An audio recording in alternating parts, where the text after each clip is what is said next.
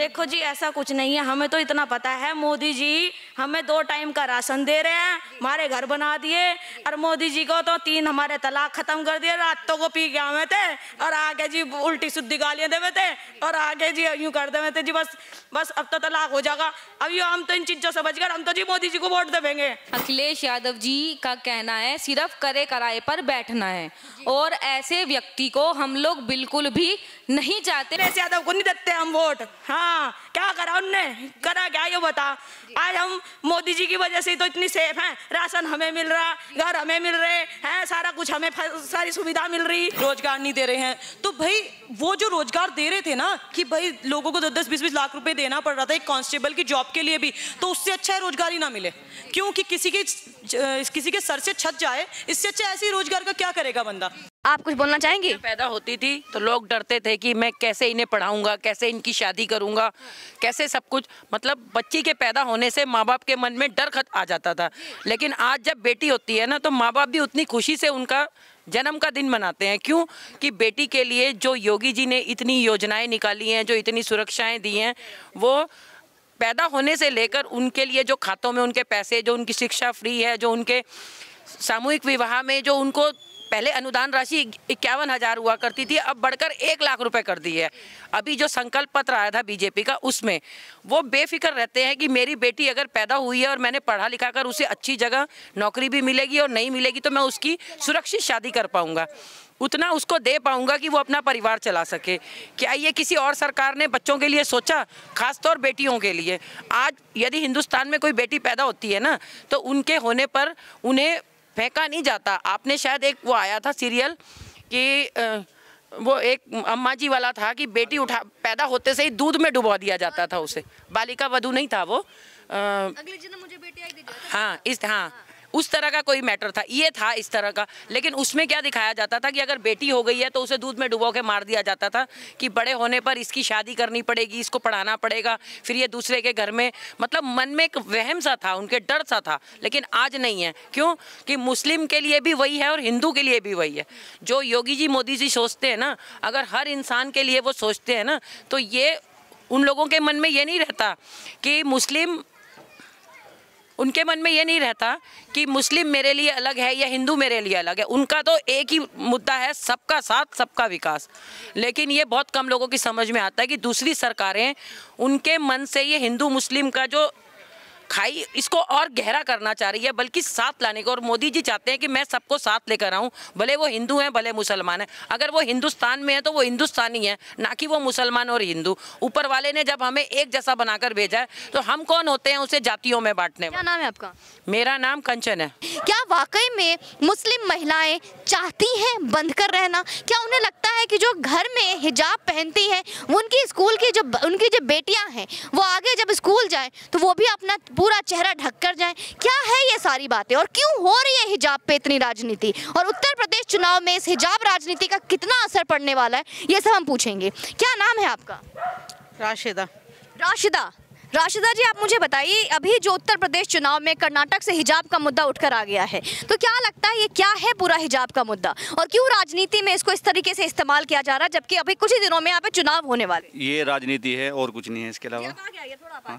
राजनीति का ही है बस, जैसा अभी वोट डले हैं उसी के कारण है सब कुछ। नहीं तो वोट जैसे ये पूरे हो जाएंगे उसके बाद सब फिर नॉर्मल हो जाएगा। क्या लगता है यहाँ पे बीजेपी सरकार ही थी जहाँ पे 3 तलाक से इस तरीके की बातें हुई, ये 3 तलाक मुस्लिमों का सबका, औरतों का सबका फायदा हुआ। कोई भी जाना दारू पी के जाना मुस्लिम औरत को तलाक दे देता, उससे बचे। तो जहाँ पे 3 तलाक से जब इनको छुटकारा मिला, वहीं पे अगर हिजाब है उससे पूछ के देखो ना इस बात को, तो जिसकी बेटी को तलाक मिलती है और वो दारू पी के कोई भी एकदम कहते 3 तलाक दे दी, उसे कम से कम सजा तो मिलेगी, डर तो रहेगा उसे।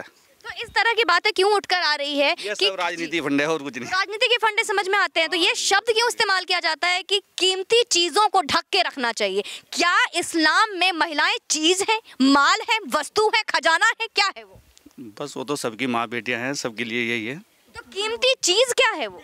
आप बताइए, कीमती चीज जैसी बातें की जाती है, आप बताइए महिलाओं को कीमती चीज है, उन्हें ढक के रखना चाहिए, इस तरीके की बातें की जाती है, क्या मतलब है? देखो जी, ऐसा कुछ नहीं है, हमें तो इतना पता है मोदी जी हमें 2 टाइम का राशन दे रहे हैं, हमारे घर बना दिए, और मोदी जी को तो 3 हमारे तलाक खत्म कर दिए, रातों को पी के आवे थे और आगे जी उल्टी सुद्धी गालियां देवे थे और आगे जी यूं कर देवे थे जी, बस अब तो तलाक हो जाएगा। अब ये हम तो इन चीजों से बच गए, हम तो जी मोदी जी को वोट देंगे। हमारे साथ में हमारे यहाँ के मोहल्ले की इतनी बहनें हैं, सारी की सारी मोदी जी को ही वोट देंगी। बस हमें तो ये पता नहीं अखिलेश यादव क्यों मोदी और क्यों योगी? अखिलेश यादव को नहीं देते हम वोट। हाँ, क्या करा उनने, करा क्या ये बता। आज हम मोदी जी की वजह से तो इतनी सेफ हैं, राशन हमें मिल रहा, घर हमें मिल रहे हैं, सारा कुछ हमें सारी सुविधा मिल रही, ये बताओ, ये सारी मोदी जी की वजह से। अखिलेश यादव जी कहते हैं अगर इस बार उनकी सरकार बनेगी उन्हें मौका दीजिए। उसके कहने से कुछ नहीं होता, उसके कहने से कुछ नहीं होता, क्या कहेगा वो। हम तो मोदी जी को देंगे वोट, हमें ये पता। हमारा देश का जो प्रधानमंत्री है मोदी जी और योगी जी हमारे लिए तो अच्छा कर रहे जी। हमारी तो सारे मोहल्ले की कम से कम 60-70 बहनें मेरे साथ की, चलो मोदी जी को वोट दे के आवेंगे हम तो बस जी। हाँ, मैं तुम्हें बताऊँ सारी बात, देखो जी हम खुल के तो ये तो तुम पता नहीं हमारा क्या करोगे, लेकिन हमें तो ये पता, देखो हमें थोड़ा सा डर है और कुछ नहीं है, नहीं तो हम तो मोदी जी को देंगे वोट बस। कैसा डर है आपको, कैसा डर है? बस जी तुम समझो इस बात को, सारी समझो तुम बात को। अब तो 3 तलाक से आपको आजादी मिल गई, योगी आजादी हमें मिल गई, घर हमारे बन गए, राशन हमें मिल गया, और क्या चाहता हूँ मैं यो बताता हूँ। हमें तो बस यो पता मोदी जी को देना वोट बस। ठीक है, चलिए ठीक है, हम और आपसे भी पूछेंगे क्या यहाँ पे योगी आदित्यनाथ के आने के बाद 2017 से पहले और 2017 के बाद कितना परिवर्तन आ गया? बहुत अच्छा है, सब कुछ बहुत अच्छा, सड़कें बन गई, राशन फ्री का है, सब कुछ है, और हमारे एक कार्तिक चौहान जी है, बहुत अच्छा कर रहे, बहुत है बहुत। आपका नाम क्या है सर? आपका नाम? मेरा नाम मेहरबान है। यहाँ हिंदू मुस्लिम सब मिक्स रहते हैं, किसी की कोई लड़ाई नहीं है, बहुत बढ़िया जना काम करा रहे हैं। ये देखो जना, हम यहाँ 20 साल से रह रहे हैं, अभी इसी साल महीने सड़कें बनी, सब इनकी देन है, और इनकी देन तो है ही, लेकिन है तो मोदी जी की है। अच्छा, एक बात बताइए, योगी आदित्यनाथ की सरकार है, अभी यहाँ पे अखिलेश यादव जी कह रहे हैं कि अखिलेश यादव अगर वापस आ जाते हैं, एक बार उनको मौका दीजिए, अगर उनकी सरकार बनेगी तो एक बार नया उत्तर प्रदेश आएगा। अलग बात है, नारे लगते हैं, साइकिल का बटन दबाओ, नया पाकिस्तान बनाओ जी।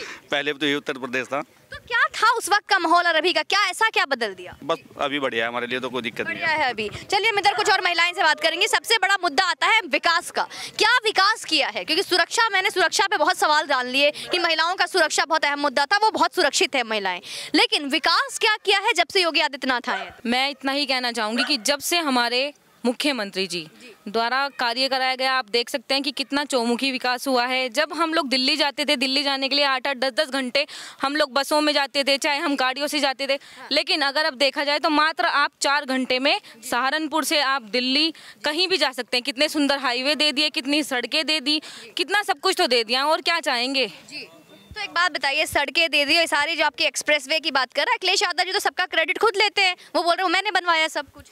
अखिलेश यादव जी का कहना है सिर्फ करे कराए पर बैठना है, और ऐसे व्यक्ति को हम लोग बिल्कुल भी नहीं चाहते। और ना ही आपने देखा है कि यहाँ कितनी सारी बहनें थी, कोई भी मुस्लिम महिला नहीं चाहती उन्हें, क्योंकि अब से पहले की सरकारों ने जो भी किया सिर्फ और सिर्फ उनका उत्पीड़न किया, महिला बहनों का किया। क्योंकि जो मुस्लिम बहनें थी उनका, जैसे कि अभी बताया गया कि वो 3 तलाक वाला काम था, कि अगर मान लो जिसके बाप पे बीतती है उसे ही पता होता है, बेटी घर पे आके लौट जाती है। जब घर पे लौटती है, आप भी एक महिला हैं, अगर देखा जाए तो अपने माँ बाप के दिल से पूछेगा कि उनके माँ बाप के दिल पे क्या बीतती है जब उनकी बेटी घर आ जाती है जी। अच्छा चलिए, एक बहुत नेशनल मुद्दा बनता आ रहा है, वो मुद्दा उत्तर प्रदेश तक पहुंच गया है, हिजाब का मुद्दा। तो क्या लगता है महिलाओं को इस चीज से मुक्त होना चाहिए? सिर्फ एक ओपिनियन मांगूंगी मैं आपका। मेरा तो अपना यही है सोच कि जो हिजाब है वो भले ही मुस्लिम समाज की तरफ से एक तरीके की सेफ्टी हो, लेकिन अब मुस्लिम बहनों को ये समझना चाहिए कि जिस प्रकार से 3 तलाक को हटा दिया गया है, इसी तरीके से उन्हें भी स्वतंत्र होने की पूरी आज़ादी चाहिएगी। ज़रूरी नहीं है कि अगर वो सुरक्षा है तो वो हिजाब ही पहन के जाएं, हिजाब को पूर्ण रूप से हटा देना चाहिए। भाई स्वतंत्रता किस चीज़ में? लखनऊ में अभी एक वीडियो बहुत वायरल हो रहा है, समाजवादी पार्टी के एक चलते कार्यकर्ता हिजाब पहनी, बुर्के पहनी एक महिला के ऊपर अपना एक पोस्टर चिपका देते हैं पीठ पे, और उनके हाथ पे चीटी काट के निकल जाते हैं। राह चलती महिला को बीच बाजार में हिजाब और बुर्के में छेड़ा जा रहा है, तो ऐसा क्यों? क्या फिर उनकी सुरक्षा मायने नहीं रखती? उन्होंने तो हिजाब पहन रखा था, बुर्का पहन रखा था, फिर भी क्यों छेड़ा गया उनको? सिर्फ और सिर्फ ये चुनावी मुद्दा है और ये सब कुछ वोट के लिए किया जा रहा है, क्योंकि अब से पहले भी आपने देखा हो कि आज तक कभी ऐसे हिजाब का मुद्दा नहीं आया। और अगर हम कहें इस बात को, तो अगर मुस्लिम लोगों को अगर वो टारगेट कर रहे हैं, तो अगर जैनी लोग अपने कल्चर पे आ जाए तो शर्म के मारे कोई विद्यालय लेकर स्कूल भी नहीं जा पाएंगे। जी, ऐसा क्यों? ऐसा क्यों? क्योंकि जैनियों का आप जानते हैं कि अगर वो जैनी अपने उस पे आ जाए तो जैनी तो बिल्कुल नंगे होते हैं, वो अगर वो इस चीज पे उतर जाएं तो महिलाएं कहाँ जाएंगी? तब तो हिजाब भी धरा रह जाएगा। जी जी, क्या बात बोली आपने। चलिए हम एक बार फिर से बात करते हैं यहाँ पे विकास का, कि यहाँ पे बिजली, आपको पानी, इस तरीके की जो चीज़ें जो बहुत आम ज़रूरतें हैं जनाधार के लिए, वो कैसा है? कितना बदलाव आया है? पहले कितनी बिजली मिलती थी, अब कितनी बिजली मिलती है? गैस सिलेंडर के बारे में बात करूँ, किस तरीके की सब्सिडी मिलती है आप लोग की? आवास योजना की बात करूँ, कितने फ़ायदे हुए हैं जब से योगी आदित्यनाथ की सरकार आई है? हुई भी है या झूठी बातें हैं? आप बताइए। नहीं नहीं हुई हैं, सब कुछ बहुत अच्छा हुआ है। सिलेंडर फ्री में है, राशन, सबके घर, अच्छी सड़कें, सब मोदी जी के से हुआ है। और किया है हमारे कार्तिक चौहान ने, बहुत अच्छा, सब कुछ बहुत अच्छे से हो रहा है। सबका साथ, सबका विकास बहुत अच्छा है। ये अखिलेश यादव जी कहते हैं बार बार कि वो हिंदू मुस्लिम सबको लेकर चलते हैं, और योगी आदित्यनाथ कहते हैं मैं हिंदू हूँ, ऐसा क्यों? हम यहाँ बहुत सारे जो है हिंदू मुस्लिम इकट्ठे रहते हैं, आज तक हमारा किसी का कोई झगड़ा नहीं हुआ। और ज़्यादा मुस्लिम है तो ये देखो, हमारी सड़क देखो, इस लाइन में सारे जो है मुस्लिम है, एक भी हिंदू का घर नहीं है। देखो कितनी बड़ी सड़क पड़ी है, किसने बनवाई? ये भी तो उन्होंने अच्छा चलिए एक बात बताइए मुझे कि एक फिर ऐसे बार बार क्यों बात उठकर आती है? क्यों जिन्ना, ये क्यों बोला जाता है कि औरंगजेब? सब चुनाव की बात है और कुछ नहीं है। 2 महीने आप इंतजार करो, ना जिन्ना रहेगा ना कुछ और रहेगा, सब ठीक हो जाएगा। सब ठीक हो जाएगा। सब ठीक हो क्या जाएगा। लगता है कौन आने वाला है फिर से यहाँ? 10 तारीख का क्या रिजल्ट होगा? 10 मार्च हमें तो यहाँ का पता जी, जन्म तो जन्म कार्तिक भाई के साथ है, जहाँ ये कहेंगे जिसके साथ ये जाएंगे हम, तो उसके साथ नहीं, बीजेपी के साथ है, हम भी नहीं के साथ है। महिला सुरक्षा को लेकर आप मुझे बताइए कितना फर्क आया है पहले और अभी में? आप इधर आ जाइए, थोड़ा इधर आ जाइए। मैम अगर मैं अपने ओपिनियन के हिसाब से बताऊं तो बहुत ज़्यादा डिफरेंस आया है, क्योंकि जब भी सपा की गवर्नमेंट हुआ करती थी तो इतना सेफ नहीं था। बहुत सारे एरिया सहारनपुर के भी ऐसे हैं, क्योंकि मैं सहारनपुर में बचपन से रही हूँ, यहीं पैदा हुई हूँ, तो बहुत सारे ऐसे एरियाज़ हैं जहाँ पे हम जा भी नहीं पाते थे वहाँ पे। और हम लोगों को था कि अगर हमारी ट्यूशन भी होती थी तो मम्मी छोड़ के आती थी या पापा छोड़ के आते थे, पर अभी हम लोग खुले। 2016 की बात बता रही हूँ। हाँ, मैं इससे, क्योंकि मेरा 12th जो है वो 2015 का है, उस टाइम में मेरा कोचिंग हुआ करता था। शारदा नगर वाला एरिया है, पर्टिकुलर कुछ मुस्लिम एरिया पीछे जाके पड़ जाता, तो हमें वहाँ पे जाना अलाउड ही नहीं होता। मम्मी पापा बोलते थे कि उस टाइम जाओ ही मत, क्योंकि वहाँ पे क्या होता था कि अनसेफ रहता था। अभी मैं खुद की बात बता रही हूँ, 11-12 बजे भी नॉर्मली सपोज लेट हो गए हैं, स्टेशन से आ रहे हैं, तो हम लोगों को इतना इशू नहीं होता है आने में घर पे भी, क्योंकि बहुत सेफ्टी फील होने लगी है। प्लस पुलिस भी इतना अभी सपोर्ट करती है। पहले अगर आप सपोज कोई कंप्लेन भी लेके गए हो ना, तो आप पे ही लग जाता था कि यार आपकी गलती होगी, आपने किस तरह के कपड़े पहने हो या कुछ किया हो, इस तरह की कोई चीज़ें आ जाती थी। अभी जैसे पहले मुलायम यादव जी कहते थे लड़के हैं छेड़ जाते। जी जी जी, वही ना। तो सोच जिस इंसान की सोच ऐसी होगी कि जो सत्ता में बैठा है, अगर उसकी सोच ऐसी है तो वो आगे क्या सिखाएगा किसी को? तो उन्होंने कह दिया कि गलती हो जाती है वाली बात, तो वो गलती करते रहेंगे ना लोग, है ना। योगी जी जो है उन्होंने कभी इस तरह की कोई बात नहीं कही, कोई टिप्पणी नहीं करी, और हमेशा का बात है कि हम लोग आज की बात, अगर डेट की बात बताएं, हम बहुत सेफ फील करते हैं यहाँ पे। यहाँ पे कल ही बीजेपी के पूरे देश के प्रधानमंत्री जो आपके यहाँ पर आए हुए थे, राइट, यहाँ पे योगी आदित्यनाथ भी आए थे, तो यहाँ पे बात हुई विकास की, उन्होंने बात की, साथ में उन्होंने बोला कि वैक्सीनेशन जो घर घर पहुंचा है, अगर समाजवादी जो परिवारवाद पार्टी जिसको उन्होंने बोला, संबोधित किया, जैसे उनकी भाषा थी कि परिवारवाद पार्टी अगर ये फिर से आती तो वैक्सीनेशन घर घर तक नहीं पहुंचते, आपस में ही वितरण हो जाते और बट जाते। कितना कैसे लगता है आपको? मैम ऐसा हो ही जाता ना, क्योंकि देखिए मैम एक है कि मैं ब्राह्मण हूँ, मैं राम जी को कहते हैं कि जो सत्ता में बैठा व्यक्ति है ना, उसका परिवार बाद में होता है, जनता पहले होती है उसके लिए। और यही योगी जी और मोदी जी ने दुनिया को सिखाया है। इंडिया को उन्होंने क्या दिया ना कि मेरे लिए मेरा परिवार पहले नहीं है, मेरे लिए जनता पहले है। तो जो रामायण है उससे हम यही चीज़ सीखते हैं। आपको पता होगा शायद कि सीता मैया का त्याग उन्होंने केवल इसलिए कर दिया था कि भाई जनता जो है, उनकी प्रजा जो है, उनको वो एक्सेप्ट नहीं कर रहे थे, उनको वो एक्सेप्ट नहीं कर पा रहे थे, है ना। तो वहाँ पे वही रीज़न है कि उनके लिए ना सबसे पहले उनकी जनता है, बाद में वो परिवार को सोचते हैं अपने, कहीं बाद में जाके बहुत परिवार आएगा। पहले उनका राष्ट्र है, फिर उनके जो लोग हैं वो हैं, और फिर लास्ट में अपने लोग हैं, अपना परिवार है। तो ये चीज़ होती है। अगर सपा की गवर्नमेंट होती तो या तो वो बाहर चली जाती, बिक जाती, कुछ ना कुछ वहाँ पे भ्रष्टाचार ही बहुत था। सपा की गवर्नमेंट की मैं बात करूँ, ये रोजगार अब लोग करते घूमते हैं, क्योंकि मैं कल भी एक जगह पे थी तो लोगों ने कहा, मैं कुछ वीडियो देख रही थी कि रोजगार की बात कर रहे थे कि रोजगार नहीं है, रोजगार नहीं दे रहे हैं। तो भाई वो जो रोजगार दे रहे थे ना कि भाई लोगों को 10-10, 20-20 लाख रुपए देना पड़ रहा था एक कांस्टेबल की जॉब के लिए भी, तो उससे अच्छा है रोजगार ही ना मिले। क्योंकि किसी के सर से छत जाए, इससे अच्छा ऐसे ही रोजगार का क्या करेगा बंदा। कि मैंने खुद देखा है, हाँ 10-10, 20-20 लाख रुपए किसी छोटी गवर्नमेंट जॉब के लिए देने पड़ रहे हैं, तो ऐसे रोजगार का कोई क्या करेगा बताइए आप। मोदी जी ने लोगों के सर पे छत दी है, लोगों को मालकिन बना दिया। कहते हैं ना कि लेडीज़ के नाम पे आधे से ज़्यादा चीज़ें है ना, 2.5 लाख रुपए दिए हैं आवास योजना के तहत। फिर बेटी बचाओ बेटी पढ़ाओ जैसी कोई अगर कोई मतलब किसी ने मुहिम चलाई है, वो बीजेपी गवर्नमेंट ने चलाई है। तो मुझे ओवरऑल सही है। और आप हिजाब की भी बात कर रहे थे, तो मैं एक खुद का एक एक्सपीरियंस बताती हूँ। मैं सोफिया में से पढ़ी हूँ, तो वहाँ पे हमारे साथ बहुत अच्छी फैमिलीज़ की मुस्लिम लड़कियाँ पढ़ती थी, पर मतलब इंग्लिश मीडियम स्कूल में पढ़ रही हैं, पर घर में उनके वही सब कुछ है वही कल्चर होता था। तो वो क्या करती थी, जैसे ही स्कूल से निकलती थी वैसे ही उनको बुर्का पहनना पड़ता था, क्योंकि उन्हें घर जाना था।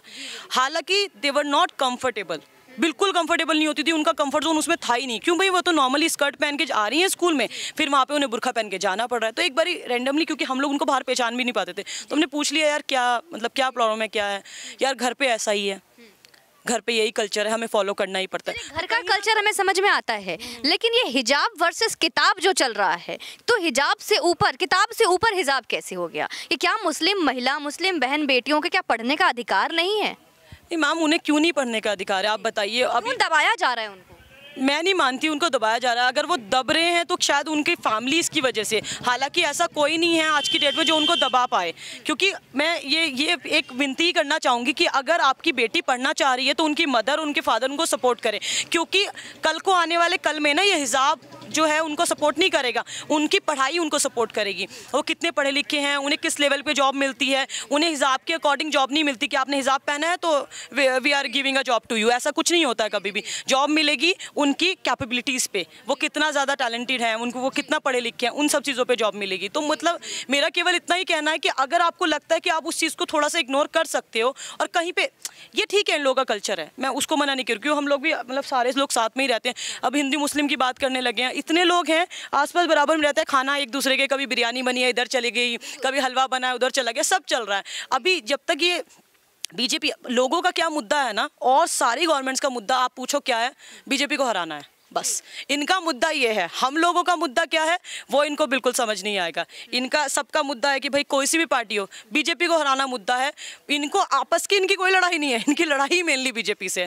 तो अब ये सारे के सारे क्यों, अगर मैं आंकड़ों की बात करूं, अगर मैं पूरा रेशियो चेक करूं, अगर पूरा मैं घर, अगर जो योजनाओं की बात करूं, तो जितनी भी योजनाएं बीजेपी सरकार के तहत, चाहे वो सीएम की तरफ से निकले हो या पीएम की तरफ से निकले हो, सबसे ज्यादा योजनाओं का लाभ अल्पसंख्यकों को मिला है। चाहे वो आवास की बात करें, चाहे वो पेंशन की बात करें, चाहे वो राशन की बात करें या कोरोना के इंजेक्शन की बात करें, घर घर तक सबसे ज्यादा अगर मैं बैंक में खातों की बात करें तो जितना हिंदुओं का नहीं है उतना अल्पसंख्यकों का है। फिर भी क्यों ये बात उठकर आती है कि मुस्लिम समाज बीजेपी से नाराज है? ऐसा क्यों? मैम सिर्फ ये सब चीज़ें कहने की बात है, क्योंकि इन लोगों को कोई नाराज नहीं है। देखिए सब लोग खड़े हैं, ऐसा कुछ नहीं है, ये सब कहने की बातें आती हैं। अभी इन लोगों को बस इनको दिखता है कि अरे हम ये लोग जो हैं जय श्री राम बोलते हैं, या ये लोग राष्ट्रवादी हैं, या ये सब चीज़ें करते हैं, ठीक है। तो ये लोगों का इन लोगों का दिमाग इस चीज़ में चलता है कि हम हिंदू मुस्लिम डालेंगे और इन लोगों के बीच में लड़ाई करवाएंगे, जबकि ऐसा कुछ नहीं है। लोगों के मन में इस तरह का कोई विरोध नहीं है, हमारे मन में तो एटलीस्ट नहीं है। और मकान के फार्म बने ना, भरे यहाँ पे, हमारे यहाँ जितनों ने भरे सबके आगे सबके मकान बन गए, तो और क्या चाहिए? मतलब कि दीपक और जमशेद में कोई अंतर नहीं समझा? कोई मतलब नहीं है, जिसने भी फार्म भर दिया उसी का मकान बन गया। कंचन, आपका क्या नाम है? मंतिशा। मंतिशा, मंतिशा क्या उम्र है आपकी? 16 साल। देखिए मैं आपसे एक सवाल पूछना चाहूँगी, आप अभी वैसे वोट देने के लिए तो अभी मुझे लगता है कि 28 वोट नहीं डालेंगे, अगले वर्ष में वोट डालेंगे आप, लेकिन एक बात बताइए, आपने ये हिजाब पहना है, आप अभी कहाँ से आ रही हैं? घर से आ रही है। मैंने सुना अभी आप पढ़ाई भी करती हैं? नहीं, पढ़ाई नहीं करती हैं आप? करती हैं मतलब। तो आप क्या आप जाती हैं, विद्यालय जाती हैं? 12th में पढ़ रही हैं, तो क्या आप कहाँ जाती हैं, पढ़ने कहाँ जाती हैं? आर्य कन्या। आर्य कन्या, तो वहाँ भी हिजाब पहन के जाती हैं? हाँ जी। तो एक बात बताइए, आपको कैसा लगता है जब आप हिजाब पहनती? कभी आपने सोचा कभी मुझे हिजाब से मुक्ति मिले? नहीं, हमें हिजाब पहनना अच्छा लगता है, इसमें ही हमारी सेफ्टी है, इसमें राजनीति का कोई वो नहीं है। तो क्यों राजनीति जो हो रही है हिजाब पे, क्यों? अब आप ये बताइए, बाहर शॉर्ट्स वगैरह पहने जाते हैं, इनको कोई कुछ क्यों नहीं कहता है? हिजाब में हमारी सेफ्टी है, हमें अच्छा लगता है हिजाब। सेफ्टी की बात कीजिए तो यहाँ पे कैसा सेफ महसूस कर रहे हैं आप? अपनी इच्छा होती है ना, तो हिजाब में हमें सेफ्टी, हमें अच्छा लगता है हिजाब पहनना। ठीक है, बहुत बहुत धन्यवाद। तो ये बच्ची थी जिन्होंने अपनी सारी सच्चाई बताई, अपने मन की बात बताई। तो मन की बात प्रधानमंत्री की भी है, मन की बात बच्ची की है। बाकी आपको जो समझ में आता है कमेंट सेक्शन में मुझे बताइए और वीडियो को शेयर कीजिए। जय हिंद, वंदे मातरम।